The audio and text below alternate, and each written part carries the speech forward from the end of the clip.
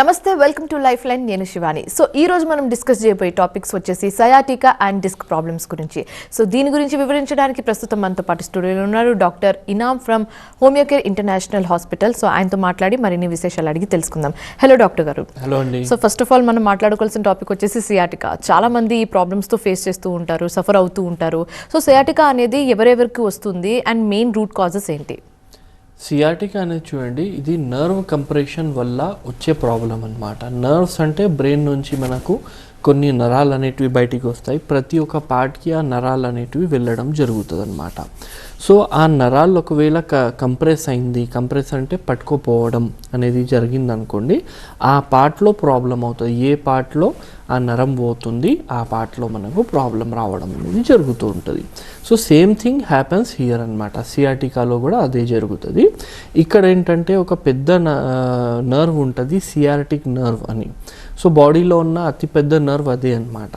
So ఈ sciatic nerve మనకు మన వీపు నుంచి బయటికి రావడం అనేది జరుగుతుంది. స్పైనల్ కార్డ్ నుంచి డివైడ్ అయ్యి కిందికి మన థైస్ నుంచి మన కాళ్ళకు ఇలా రావడం జరుగుతూ ఉంటుంది అన్నమాట. సో దీంట్లో ఏంటంటే మనకు కంప్రెషన్స్ అనేటివి రావడం జరుగుతుంది అన్నమాట. సో ఈ కంప్రెషన్ ఒకవేళ వచ్చింది అంటే మనకు కొన్ని లక్షణాలు అనేటివి బయటపడతాయి. దానికే మనం సిఆర్టీగా అన్నట్లు చెప్తూ ఉంటాం అన్నమాట. సో ఇది రావడానికి రీజన్స్ ఏముంటాయి అన్నట్లు చూసుకుంటే చూడండి, సయాటికా అనేది రావడం ముఖ్యంగా మనకు ఎక్కువగా వెయిట్ లిఫ్ట్ చేయడం ఒకవేళ చేసినాం అనుకోండి, మనకు అలవాట లేదు, సడన్లీ చేసినాము. సో అలాంటప్పుడు ఏంటంటే కొంచెం ఆ డిస్క్లు అనేటివి ఉబ్బి మనకు ఆ సియాటిక్ నర్వ్ని కంప్రెస్ చేయడం జరుగుతుంది అన్నమాట. అండ్ రాంగ్ పోస్చర్స్లో కూర్చోవడం అనేది కూడా ఇంపార్టెంట్. సో రాంగ్ పొజిషన్స్లో మనం ఎక్కువసేపటి వరకు కూర్చున్నాము, వంగి కూర్చున్నాము, వెనుక పాకెట్లో వ్యాలెట్ పెట్టుకొని అలాగే కూర్చున్నాము. సో కంటిన్యూ అక్కడ కంప్రెషన్ అనేది రావడం జరుగుతూ ఉంటుంది. సో దానివల్ల కూడా మనకు ఈ సియాటికా ప్రాబ్లం అనేది ఏర్పడడం జరుగుతూ ఉంటుంది అనమాట. అండ్ ఎప్పుడైనా మనకు యాక్సిడెంట్స్ జరిగినాయి, కింద పడినాము, ఇలాంటి ఇంజురీస్ ఏమైనా తగిలినాయి అనుకోండి, అలాంటి సందర్భాల్లో కూడా మనకు ఈ సియాటికా ప్రాబ్లం అనేది రావడం జరుగుతూ ఉంటుంది అనమాట. సో మల్టిపుల్ ఇష్యూస్ ఉన్నాయి, మెయిన్లీ ఇవే ఉంటుంది అనమాట సియాటికా రావడానికి. ఓకే, సో డాక్టర్ గారు ఇనిషియల్ స్టేజ్లో సిమ్టమ్స్ ఏ విధంగా ఉంటాయి? ఇనిషియల్ స్టేజ్లో సిమ్టమ్స్ ఎలా ఉంటాయి దీనికి అంటే చూడండి, సియాటికా మనకు వన్ సైడెడ్ పెయిన్ అనేది ఉంటుంది అనమాట. అంటే మీ రైట్ లెగ్ అయినా ప్రాబ్లం అయి ఉంటుంది, లేదంటే లెఫ్ట్ లెగ్లో అయినా ప్రాబ్లం రావడం జరుగుతుంది అనమాట. సో ప్రాబ్లం అంటే ఏమవుద్ది అన్నట్లు చూసుకుంటే మనకు కాళ్ళు అనేటివి గుంజడం చూస్తూ ఉంటాం మనకు. అండ్ కాళ్ళు కొంచెం హెవీనెస్ అనేది ఉంటుంది కాళ్ళలో. అంటే కాళ్ళు బరువు ఎక్కింది, కాళ్ళు సరిగ్గా పని చేస్తలేదు, నడుస్తున్నప్పుడు ఇబ్బంది అనిపిస్తుంది, మొత్తం లాగినట్టు ఫీలింగ్ అనేది రావడం జరుగుతుంది అన్నట్లు ఉంటుంది అన్నమాట. ఇంకా కొంచెం ఎక్కువ ఉందనుకోండి, అలాంటి సందర్భాల్లో కొంతమందికి తిమ్మిర్లు కూడా స్టార్ట్ అవ్వడం జరుగుతుంది అన్నమాట. తిమ్మిర్లు అంటే మొత్తం కాళ్ళు తిమ్మిర్లు కాకుండా అది స్టార్టింగ్లో ఏ విధంగా ఉంటుందంటే ఓన్లీ వేళ్ళలోనే తిమ్మిర్లు రావడం జరుగుతుంది, ఓన్లీ టోస్లోనే తిమ్మిర్లు అనేది అనిపిస్తూ ఉంటుంది. సో ఆ వేళ్ళల్లో తిమ్మిర్లు వచ్చేసి ఇంకా అలాగే ఉందంటే మొత్తం పాదం తిమ్మిరెక్కడం అండ్ కింద మోకాళ్ళ కింద భాగం తిమ్మిరెక్కడం ఆ విధంగా ఉంటుంది. కొంతమందికి ఒకవేళ ఎక్కువ కంప్రెషన్స్ కనబడినాయి అనుకోండి, అలాంటి సందర్భాల్లో మొత్తం కాళ్ళు తిమ్మిరి అనేది రావడం జరుగుతుంది. మనం కొంచెం సేపటి వరకు కింద కూర్చున్నా కూడా కాలు మొత్తం తిమ్మిరెక్కడం జరుగుతూ ఉంటుంది అన్నమాట. అండ్ పెయిన్ రావడం జరుగుతూ ఉంటుంది. అండ్ ఇది ఇలాగే కంటిన్యూ అవుతుంది అనుకోండి, అలాంటి సందర్భాల్లో మనకు నడుస్తున్నప్పుడు కూడా విపరీతంగా పెయిన్ అనేది రావడం. అండ్ ముఖ్యంగా ఈ పెయిన్ అనేది ఎక్కువగా నిలబడిన టైంలో రావడం జరుగుతూ ఉంటుంది అన్నమాట. ఎందుకంటే ఎక్కువసేపటి వరకు నిలబడితే కూడా ఈ ప్రాబ్లం ఏర్పడుతుంది. మెయిన్లీ ఈ ప్రాబ్లం రావడం అనేది మనకు ట్రాఫిక్ పోలీస్ వాళ్ళకు, టీచర్స్, లెక్చరర్, వాళ్ళ ప్రొఫెషన్లో ఎక్కువగా నిలబడడం అనేది ఉందనుకోండి, అలాంటి వాళ్ళల్లో కూడా ఈ సియాటికా మనం చూస్తూ ఉంటాము. సో ప్రాబ్లం వచ్చినప్పుడు కూడా మనం అట్లనే నిలబడుతున్నాము అంటే ఇంకా ఇది పెరిగే అవకాశం అనేది ఉంటుందన్నమాట. ఇది ఇలాగే మనకు కొనసాగిస్తుంది, మనం దీనికి ట్రీట్మెంట్ అనేది తీసుకోలేదు అంటే నరాలు కొంచెం డ్యామేజ్ కూడా అయ్యే అవకాశం ఉంటుందన్నమాట. సో నరాలు డ్యామేజ్ అవుతే మనకు బర్నింగ్ సెన్సేషన్ అనేది రావడం జరుగుతూ ఉంటుంది. బర్నింగ్ సెన్సేషన్ అంటే మండినట్టు అనిపించడం జరుగుతూ ఉంటుంది అనమాట. అది అరికాలు మండడమైనా కానివ్వండి, లేదంటే తొడ భాగం మండడమైనా కానివ్వండి, లేదంటే పిక్కల భాగం మండడం కానివ్వండి. సో ఇలా మండడం కూడా జరుగుతూ ఉంటుంది. చాలామందికి కామన్గా ఏముంటుందంటే అరికాల్లో మంటలు అనేటివి రావడం జరుగుతూ ఉంటుంది. సో ఇదే మెయిన్ సిమ్టమ్స్ అనేటివి ఉంటాయి అన్నమాట. సో ఈ సిమ్టమ్స్లో అన్ని సిమ్టమ్స్ అందరిలో రావాలి అన్నట్లు ఏమీ రూల్ లేదు. కొంతమందిలో కొన్ని సిమ్టమ్స్ వస్తాయి, కొంతమందిలో కొన్ని సిమ్టమ్స్ అనేవి రావడం జరుగుతుంది. కొంతమందిలో కాళ్ళ లాగడం ఉంటుంది, తిమ్మిరే ఏమీ ఉండదు, ఓన్లీ కాళ్ళ నొప్పి మాత్రం ఉంటుంది అన్నమాట. కొంతమందిలో నొప్పితో సహా కాళ్ళు లాగడంతో సహా తిమ్మిరి కూడా రావడం జరుగుతూ ఉంటాయి. సో ప్రతి మనిషికి డిఫరెంట్ సిమ్టమ్స్ వస్తాయి. ఈ అన్ని సిమ్టమ్స్లో ఏ 2-3 సిమ్టమ్స్ మీకు కనబడినా కూడా ఇమీడియట్లీ డాక్టర్కి కన్సల్ట్ అవ్వాలి, ఇమీడియట్లీ మెడిసిన్స్ అనేది స్టార్ట్ చేసుకోవాలి. Only self medication, only pain killers మనం తీసుకుంటున్నాము. సో అలాంటి సందర్భాల్లో ఇది ఇంకా పెరిగే అవకాశం అనేది ఉంటుంది అన్నమాట. ఓకే, సో డాక్టర్ గారు, వన్ సయాటికా స్టార్ట్ అయిన తర్వాత పర్టికులర్ పర్సన్ ఎలాంటి పనులు మానేస్తే బెస్ట్ అని చెప్తారు, అండ్ ఎలాంటి లైఫ్ స్టైల్, ఎలాంటి ఫుడ్ హ్యాబిట్స్ మెయింటైన్ చేస్తే బెస్ట్ అని చెప్తారు? సో మెయిన్లీ చూడండి, సియాటికా వచ్చినప్పుడు మనం అవాయిడ్ చేయాల్సిన పనులు ఏంటంటే ఎక్కువగా నిలబడడం మీరు అవాయిడ్ చేయాల్సిన అవసరం ఉంటుంది. ఎక్కువగా నిలబడుతున్నారు అంటే ఇబ్బంది అవ్వడం జరుగుతూ ఉంటుంది అన్నమాట. అండ్ దాంతో సహా తప్పు పొజిషన్స్లో, రాంగ్ పొజిషన్స్లో మనం కూర్చుంటున్నాము. ఇప్పుడు ఆఫీస్లో కూడా కూర్చుంటున్నాము. సో అలాంటప్పుడు ఒక సైడ్లో ఇలా ఈ విధంగా మనం బెండ్ అయ్యి ఇట్లా కూర్చుంటున్నాం అనుకోండి, అప్పుడు కూడా ఇది తక్కువ అవడం కొంచెం కష్టమైపోవడం జరుగుతుంది. అండ్ సియాటికా ఉన్న వాళ్ళలో కింద కూర్చోవడం పూర్తిగా మానేయాలి. నాట్ ఓన్లీ ఇన్ సియాటికాలో కాకుండా కూడా మనకు బ్యాక్ సంబంధించిన ఏ ప్రాబ్లం వచ్చినా, కీళ్ళ సంబంధించిన ఏ ప్రాబ్లం వచ్చినా, మోకాళ్ళ సంబంధించిన ఏ ప్రాబ్లం వచ్చినా మనం కింద కూర్చోవడం అనేది తక్కువ చేసుకోవాలి అండ్ అవాయిడ్ చేయాలి.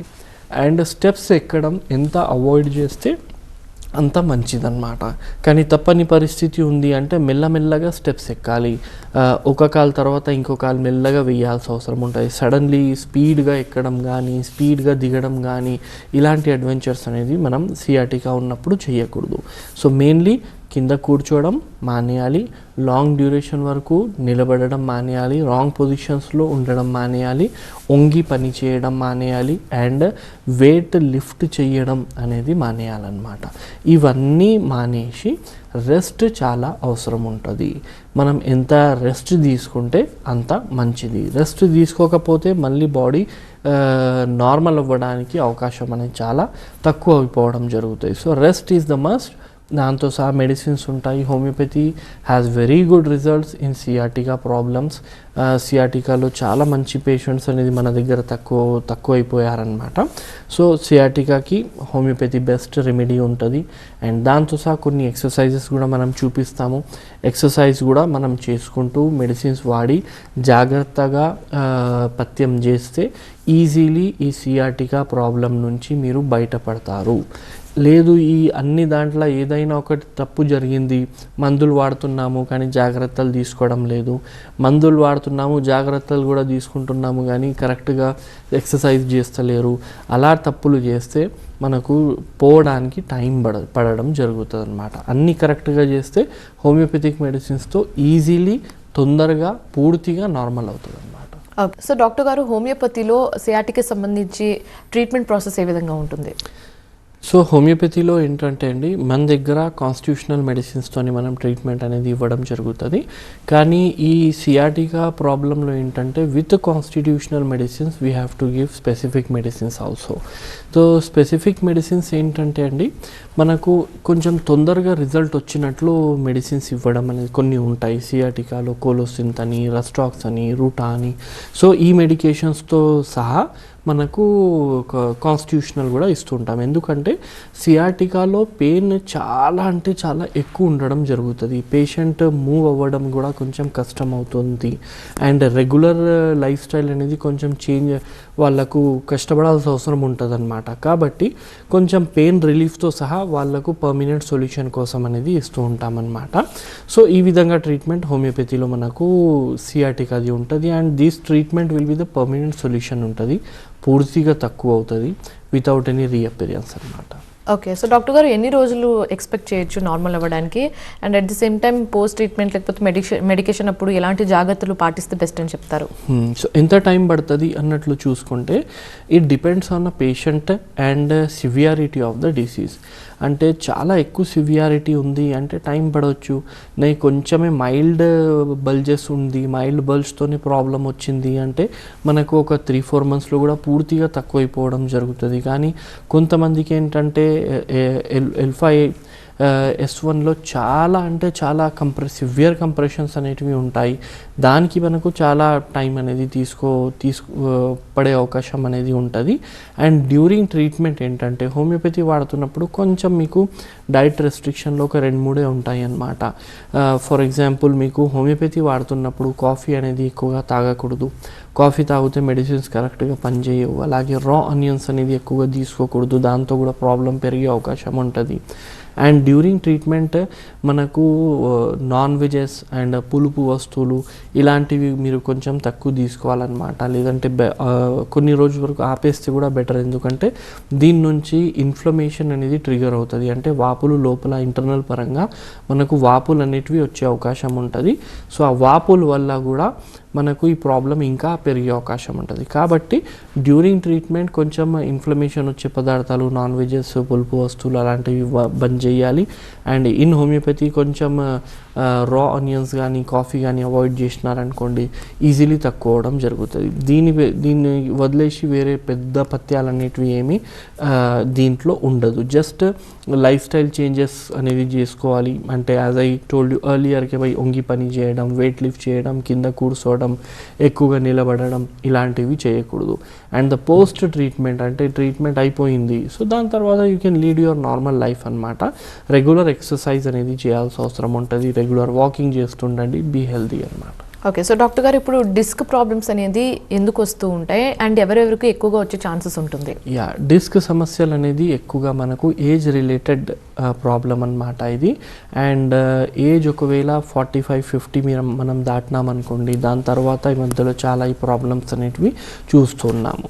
So reason behind it aged people ఎందువల్ల ఈ ప్రాబ్లం వస్తుంది అంటే మనకు ఒక ఏజ్ తర్వాత బాడీలో కాల్షియం డ్రైనేజెస్ అనేది అవ్వడం జరుగుతుంటుంది. కాల్షియం తక్కువైపోవడం ఉంటుంది.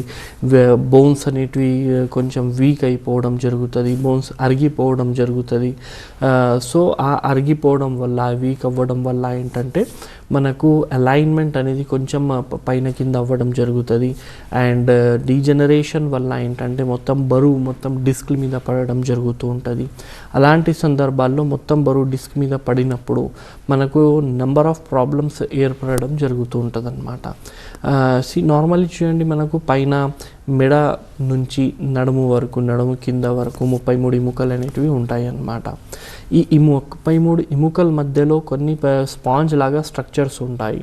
సో దానికి మనం డిస్క్ అంటామన్నమాట.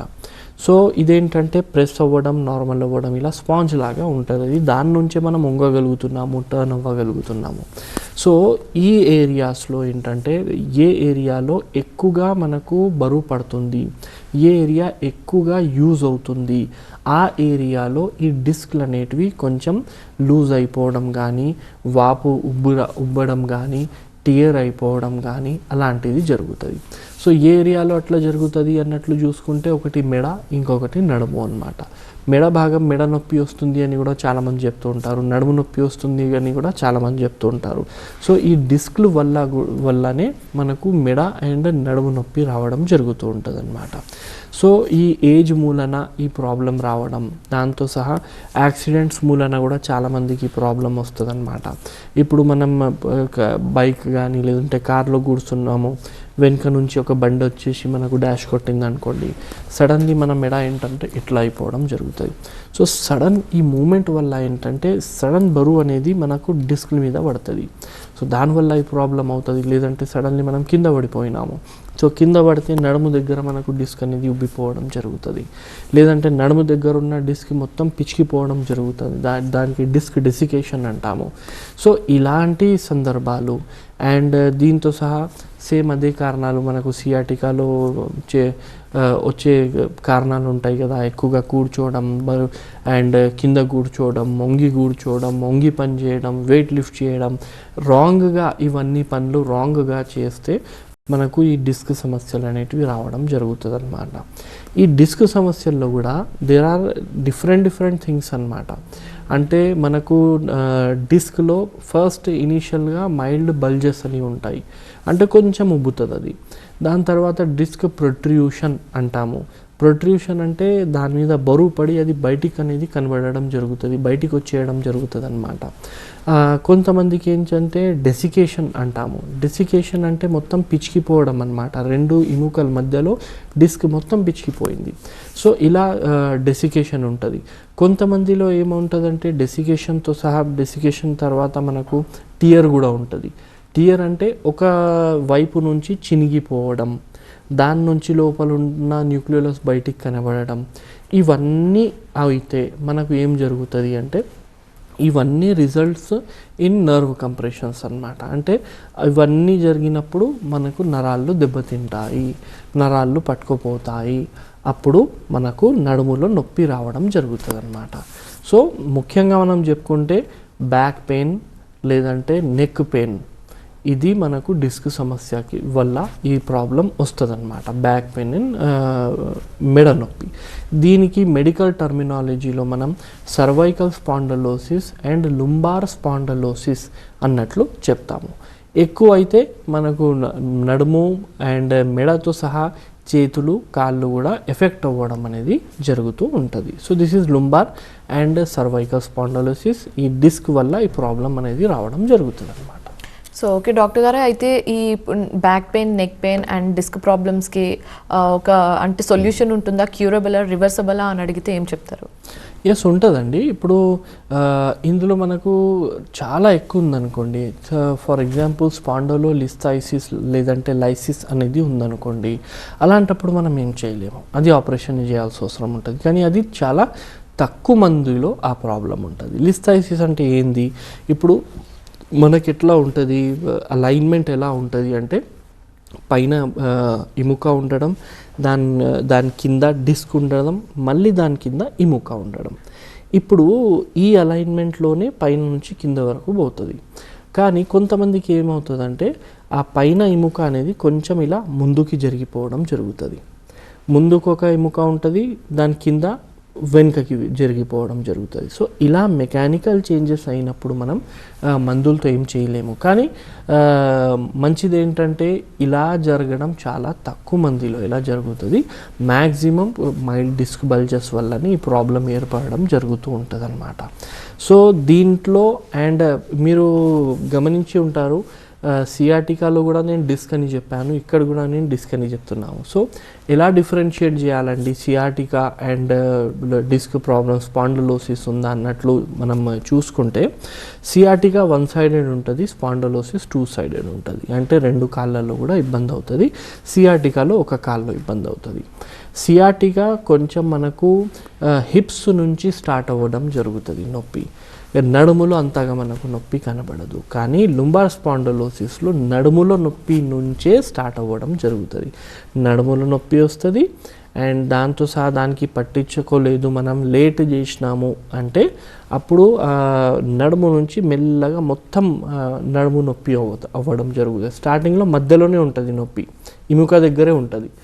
దానికి మనం ట్రీట్మెంట్ తీసుకునేదంటే సైడ్లో రావడం జరుగుతుంది.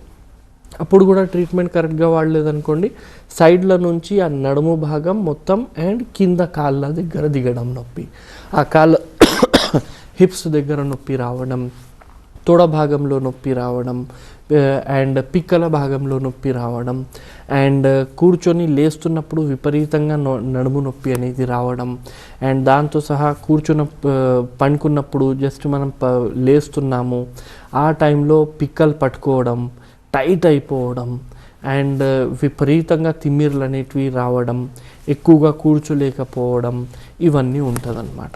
కొంతమందికి ఎట్లా అంటే వాళ్ళు కూర్చోలేరు, వాళ్ళకు నిలబడితే మంచిగా అనిపిస్తుంది. లుంబార్ స్పాండలోసిస్లో నిలబడాలి, లేదంటే పండుకోవాలి. కూర్చుంటే విపరీతంగా నొప్పి, అది పొడిచినట్టు ఉంటుంది అనమాట. మా దగ్గర చాలా పేషెంట్ ఉండే, ఫస్ట్ 2 to 3 months వాళ్ళు అసలు వచ్చి కూర్చోవడం కూడా వాళ్ళు చేసేవారు కాదు, జస్ట్ రావడం, నిలబడడం, మళ్ళీ వెళ్ళిపోవడం. సో అలా ఇప్పుడు they are driving their self vehicles అనమాట. సో అట్లా ఉంటుంది. కొంతమందికి ఏంటంటే ఇది అంత సివియారిటీ కాకుండా మైల్డ్గా ఉంటుంది, వాళ్ళకి తొందరగా తక్కువ అవుతుంది. ఇప్పుడు ఫర్ ఎగ్జాంపుల్గా మీకు డైరెక్ట్ కంప్రెషన్స్ వచ్చినాయి అనుకోండి, ఇవన్నీ ఏంటంటే నర్వ్ రూట్ కంప్రెషన్స్ మూలన. డైరెక్ట్ కంప్రెషన్స్ వస్తే ప్రాబ్లం చాలా సివియర్ అవుతుంది. అప్పుడు మీకు నడవడం కూడా చాలా ఇబ్బంది. నడిచినప్పుడు కూడా ఒక మనిషి తాగి నడుస్తే ఎట్లా నడుస్తాడు ఆ విధంగా నడవడం జరుగుతుంది అనమాట. స్ట్రేట్ లైన్ మీద నడవలేరు. దాంతో సహా ఏంటంటే మనకు బవల్ అండ్ బ్లాడర్ ఇవి రెండు కూడా కరెక్ట్గా పనిచేయదు, డిస్టర్బ్ అయిపోతుంది. అంటే బవల్ బ్లాడర్ అంటే మోషన్స్ తెలియకుండా వెళ్ళిపోవడం, మోషన్స్ టైంకి ఉండకపోవడం, చేసినా కూడా అలాగే ఇంకా సాటిస్ఫాక్టరీ ఫీలింగ్ రాకపోవడం, యూరిన్ వెళ్ళిపోవడం తెలియకుండా, దగ్గిన, తుమ్మిన, అండ్ బాత్రూమ్ వరకు పోతున్నాము అయినా కూడా వెళ్ళిపోతుంది. సో అలాంటి కేసులు కూడా చూస్తాము ఒకవేళ చాలా ఎక్కువ ఉందంటే. అండ్ ఈడీ ప్రాబ్లం కూడా వచ్చే అవకాశం ఉంటుంది. అంటే మేల్స్లో మనకు కొంచెం సెక్స్ ఇబ్బంది రావడం, ఫీమేల్స్లో విజైనల్ డ్రైనెస్ అనేది రావడం, ఇవన్నీ కూడా మనకు ఈ బ్యాక్ పెయిన్తో సంబంధించిన ప్రాబ్లమ్సే అన్నమాట. ఓకే, సో డాక్టర్ గారు sciatica, disc problem, neck pain, back pain గురించి వివరించినందుకు thank you so much. Thank you అండి. సో ఇది ఇవాల్టి లైఫ్ లైన్. మరో లైఫ్ లైన్తో మళ్ళీ కలుద్దాం. చూస్తూనే ఉండండి TV9.